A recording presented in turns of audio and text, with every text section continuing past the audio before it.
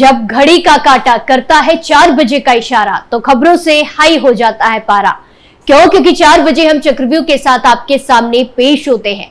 नमस्कार, capital TV Uttar Pradesh में आपका स्वागत है और मैं आपके साथ प्रिया बिस्ट। आज चक्रव्यूह में सबसे पहले बात सीएम योगी की। दूसरी खबर उत्तराखंड के डेमोग्राफिक बदलाव से जुड़ी है। तीसरी खबर आजम खां को लगे झटके की और आखिर में प्रतापगढ़ से एक खबर है। तो चलिए शुरू करते हैं। पहली खबर में बात सीएम योगी की। उत्तर प्रदेश के मुख्यमंत्री योगी आदित्यनाथ आज 8 सितंबर को अंबेडकर नगर के दौरे पर रहे। यहाँ उन्होंने कई परियोजनाओं का शिलान्यास किया। इस दौरान कार्यक्रम को संबोधित करते हुए वो समाजवादी पार्टी और अखिलेश यादव पर जोरदार हमला करते हुए नजर आए। सीएम योगी ने अखिलेश यादव पर निशाना साधते हुए कहा कि सत्ता विरासत में मिल सकती है, बुद्धि नहीं। क्या उत्तर प्रदेश के अंदर होता था 2017 के पहले? यही उत्तर प्रदेश है जहां पर हर जिले में समाजवादी पार्टी और कांग्रेस के नेतृत्व में पलने वाले माफियाओं की समानांतर सरकारें चलती थी। यह अंबेडकर नगर में भी चलती थी। याद करिए,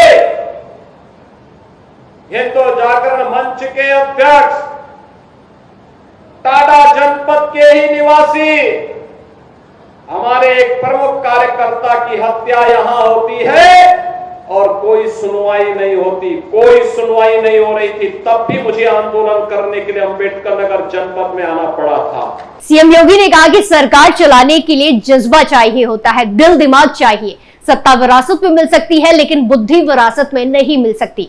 उन्होंने कहा कि हर कोई जानता है कि 2017 से पहले यूपी कैसा था और यहाँ क्या होता था। 2017 से पहले यहाँ हर जिले में समाजवादी पार्टी और कांग्रेस के नेतृत्व में माफिया समानांतर सरकार चलाते थे। आम जनता की आवाज और गरीबों का मुंह बंद कर दिया गया। प्रदेश सरकार को सत्ता के अलावा किसी और चीज में कोई दिलचस्पी नहीं रही। 2017 के बाद माफिया एक एक करके कहां चले गए। यूपी माफिया मुक्त हो गया। अब सभी त्योहार शांति पूर्वक मनाए जाते हैं। आपको बता दें कि सीएम योगी आदित्यनाथ ने अंबेडकर नगर में 1231 करोड़ रुपए की 6778 विकास परियोजनाओं का उद्घाटन किया और युवाओं को खेल किट भी वितरित किए। इस दौरान वो स्पोर्ट किट वितरित कार्यक्रम में शामिल हुए। लखनऊ के ट्रांसपोर्ट नगर में बिल्डिंग गिरने से 8 लोगों की मौत हो गई थी। 20 से ज्यादा लोग घायल हो गए थे। सीएम योगी ने हादसे का संज्ञान लिया है। खबरों में आगे बढ़ते हैं, जहां उत्तराखंड के मुख्यमंत्री पुष्कर सिंह धामी ने अब लव जिहाद और लैंड जिहाद के खिलाफ कड़ा रुख अख्तियार किया है। राज्य के विभिन्न इलाकों में डेमोग्राफिक बदलाव की खबरों के बीच मुख्यमंत्री पुष्कर सिंह धामी की सरकार ने एक्शन शुरू कर दिया है। लोगों के सत्यापन के लिए पुलिस ने वेरिफिकेशन अभियान शुरू किया। इससे पहले सीएम धामी ने डीजीपी अभिनव कुमार और अन्य वरिष्ठ पुलिस अधिकारियों से मिलकर उन्हें जनसंख्या परिवर्तन, धर्मांतरण और लव जिहाद के खिलाफ कार्रवाई का निर्देश दिया था। सत्यापन अभियान को लेकर डीजीपी अभिनव कुमार ने शनिवार 7 सितंबर 2024 को कहा कि साल 2011 के बाद जनसंख्या की जानकारी के लिए कोई जनगणना नहीं हुई है, लेकिन कुछ लोगों के बीच, खासकर पहाड़ी जिलों में ये धारणा है कि पिछले कुछ सालों में बाहर से लोगों के बसने के कारण वहां की डेमोग्राफी बदल गई है। इसलिए ये महीने भर का अभियान शुरू किया गया है। डीजीपी ने कहा कि राज्य में बसे असामाजिक तत्वों की जांच के लिए कुछ क्षेत्रों में 1 महीने का वेरिफिकेशन अभियान शुरू किया गया है। इसका पूरा होने के बाद डेमोग्राफी बदलाव के बारे में किसी निष्कर्ष पर पहुंचा जा सकता है। अगर इस प्रकार का कोई मामला है तो इस अभियान के लिए जानकारी मिलेगी। दरअसल अंतिम बार साल 2011 में हुई जनगणना के दौरान उत्तराखंड की कुल जनसंख्या लगभग 1 करोड़ 10 लाख थी। इसमें लगभग 84 लाख आबादी हिंदू की थी, जो कुल जनसंख्या का 83% थी। वहीं मुस्लिमों की आबादी 14 लाख 6 हजार यानी कि 13.9% और सिख 2.34% थे। वहीं 2001 की जनसंख्या में राज्य में मुस्लिम आबादी 10 लाख 12 हजार थी। लव जिहाद के मामले को लेकर डीजीपी ने कहा कि 2 व्यस्त अपना जीवन साथी चुनने के लिए स्वतंत्र है, लेकिन अगर कोई दूसरे के धर्म को बदलने के इरादे से रिश्ता बनाता है तो पुलिस मौजूदा कानून के तहत कार्रवाई करेगी। अगर ऐसा कोई मकसद नहीं है तो पुलिस किसी को परेशान नहीं करेगी। उन्होंने कहा कि दोनों मुद्दे राज्य पुलिस के लिए प्राथमिकता है। हाल ही में कुछ हिंदूवादी संगठनों ने आरोप लगाया था कि देहरादून, हरिद्वार, नैनीताल, पौड़ी गढ़वाल और टिहरी गढ़वाल जैसे कुछ पहाड़ी जिलों में मुस्लिमों की आबादी में बेतहाशा बढ़ोतरी हुई है। उनका आरोप है कि ये देवभूमि की डेमोग्राफी को बदलने की व्यापक साजिश का हिस्सा है और इससे सुनियोजित ढंग से अंजाम दिया जा रहा है। दरअसल उत्तरकाशी के पुरौला कस्बे, धारचूला और चमोली के नंदनगर इलाके जैसे कुछ पहाड़ी क्षेत्रों में हाल ही में सांप्रदायिक तनाव हुए थे। इसमें लव जिहाद की बड़ी भूमिका थी। इसको लेकर हिंदू कार्यकर्ताओं ने राज्य में बाहरी लोगों की मौजूदगी बढ़ने का सवाल भी उठाया है। इसके बाद सीएम धामी ने कार्रवाई का आदेश दिया है। अगली खबर आजम खां से जुड़ी है, जहां समाजवादी पार्टी के वरिष्ठ नेता मोहम्मद आजम खां को रामपुर कोर्ट से झटका मिला है। एमपी एमएलए विशेष अदालत मजिस्ट्रेट ट्रायल शोभित बंसल की पीठ ने आजम पक्ष की ओर से दाखिल अर्जी को निरस्त कर दिया। दरअसल जौहर यूनिवर्सिटी से संबंधित 27 मामलों में आजम खां के खिलाफ आरोप पत्र दाखिल किया गया था। आजम खां पर आरोप है कि उन्होंने किसानों को झूठे मुकदमे में फंसाने और हवालात में बंद करने की धमकी देकर जबरन जमीनें अपने नाम करवाई थी।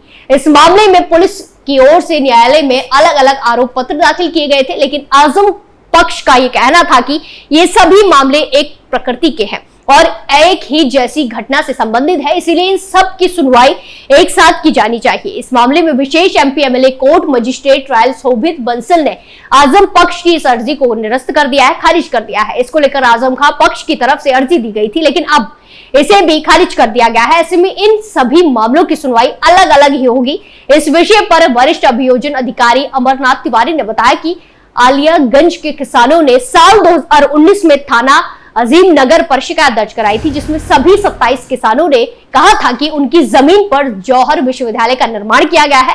जमीन को ट्रस्ट में शामिल कराने के लिए आजम खां ने किसानों से जबरन अंगूठे लगवाए थे, साथ ही किसानों से मारपीट भी की गई थी। पूरे मामले को लेकर किसानों ने मुकदमा लिखाया और न्यायालय में चार्जशीट आने के बाद सभी अभियुक्तों की तरफ से कोर्ट में प्रार्थना पत्र प्रस्तुत किया गया, जिसको माननीय न्यायालय ने खारिज कर दिया है। इसको लेकर अभियोजन मोहम्मद आजम खान, अब्दुल्ला आजम, तंजीम फातिमा और आले हसन की तरफ से प्रार्थना पत्र कोर्ट में प्रस्तुत किया गया कि सभी मुकदमे एक ही घटना से संबंधित है।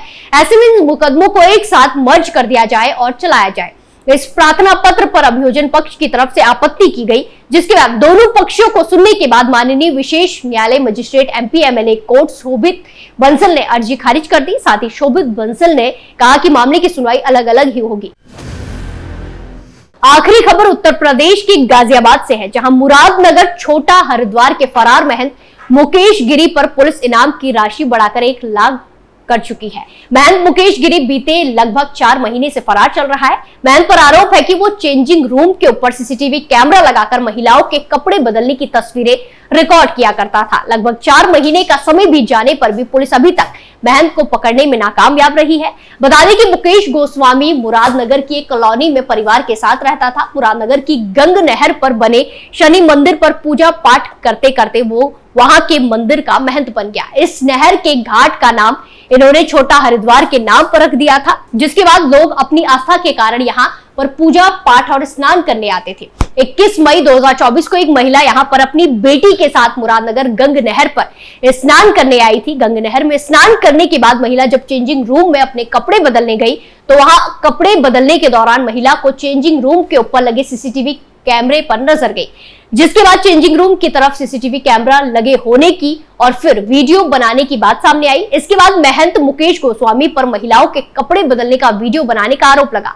सीसीटीवी देखने के बाद लोगों ने नहर घाट पर हंगामा शुरू किया। बात पुलिस तक पहुंची। पुलिस ने जब मामले की जांच शुरू की तो पुलिस की जांच में सामने आया कि सीसीटीवी कैमरा महंत मुकेश गोस्वामी के मोबाइल से कनेक्ट था, जिस पर सीसीटीवी की वीडियो मोबाइल के स्टोरेज में जा रही थी। मोबाइल की जांच की तो मोबाइल से इसके सबूत भी मिले।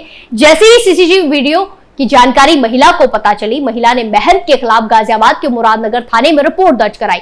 महंत पर रिपोर्ट दर्ज होने के बाद सिंचाई विभाग ने भी महंत मुकेश गोस्वामी के द्वारा नहर पर किए गए अवैध अतिक्रमण को बुलडोजर चलाकर ध्वस्त कर दिया। इस मामले की रिपोर्ट दर्ज होने के बाद से महंत मुकेश गिरी फरार चल रहा है। पुलिस ने केस दर्ज होने के बाद मुकेश गिरी पर 25,000 का इनाम घोषित किया।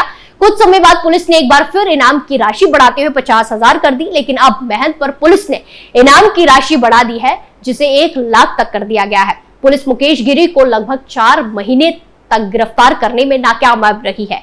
चक्रव्यूह में फिलहाल के लिए इतना ही, फिर पेश होंगे सनसनीखेज खबरों के साथ। बाकी तमाम खबरों के लिए देखते रहिए कैपिटल टीवी उत्तर प्रदेश। नमस्कार।